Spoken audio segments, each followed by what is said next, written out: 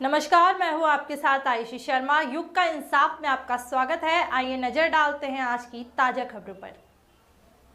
जनजातीय गौरव दिवस को लेकर कांग्रेस द्वारा उठाए गए सवालों पर कहा नगरीय विकास और आवास मंत्री भूपेंद्र सिंह ने कि भगवान बिरसा मुंडा की जयंती पे आयोजित जनजातीय गौरव दिवस के आयोजन में जनजातीय समाज के लोगों को आमंत्रित किया जाना क्या अनुचित है?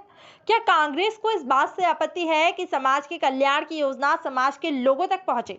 कांग्रेस ने ऐसी बात कहकर इस राजनीतिक विरोध से जनजातीय समाज का अपमान किया है।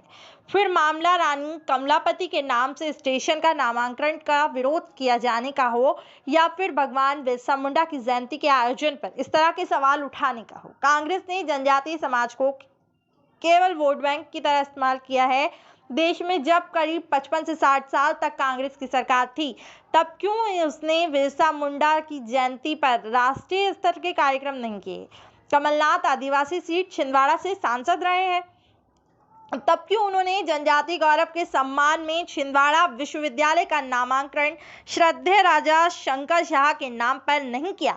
ये कामकाज भाजपा की सरकार ने किया है। अब जनजातीय समाज में जागरूकता आई है, वह लगातार भाजपा के साथ है। मध्य प्रदेश की 28 सीटों पर हुए उपचुनाव में सभी ट्राइबल सीटों पर भाजपा को विजय मिली है।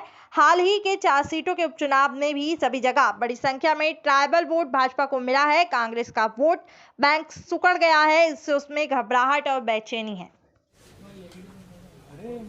देखिए, जनजाति समाज की कल्याण की अनेक योजनाएं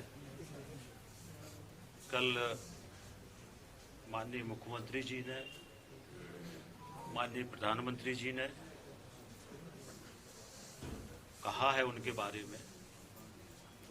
भगवान बिरसा मुंडा जी की जो जयंती है अब पूरे देश में राष्ट्रीय स्तर पर मनाई जाएगी और अनेक कल्याण की योजनाएं भारत सरकार और राज्य सरकार की तरफ से जो हमारे जनजाति समाज के लिए की गई है, इसके लिए जनजाति समाज को बुलाया गया था।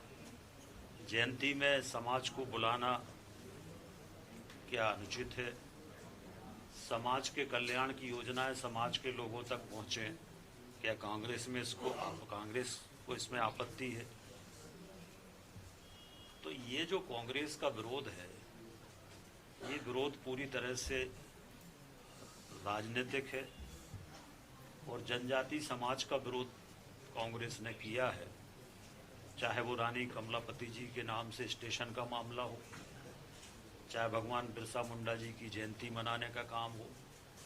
देश में लगभग 55-60 वर्षों तक कांग्रेस की सरकार रही है, तब भगवान बिरसा मुंडा जी की जयंती राष्ट्रीय स्तर पर क्यों नहीं मनाई गई? राष्ट्रीय स्तर पर भगवान बिरसा मुंडा जी की जयंती मनाने का निर्णय क्यों नहीं हुआ? कांग्रेस ने हमेशा जनजाति समाज को वोट बैंक समझा है। कमलनाथ जी जो ट्राइबल सीट से जीतकर आते हैं छिंदवाड़ा में, छिंदवाड़ा विश्वविद्यालय का नाम वो चाहते तो वो भी ये कर सकते थे, ट्राइबल क्षेत्र था, और उस विश्वविद्यालय का नाम करने का काम भारतीय जनता पार्टी की सरकार ने किया है। तो कांग्रेस सिर्फ वोट बैंक समझती रही। अब जनजाति समाज में जागृति आई है और पिछले चुनाव से लगातार वो भारतीय जनता पार्टी के साथ हैं।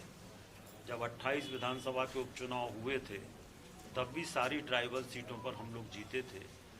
अभी भी जो उपचुनाव हुए हैं, उसमें सभी जगह ट्राइबल का वोट भारतीय जनता पार्टी को बड़ी मात्रा में मिला है। तो कांग्रेस का अब वोट बैंक सिमट गया है और इसलिए कांग्रेस में घबराहट भी है और बेचैनी भी है।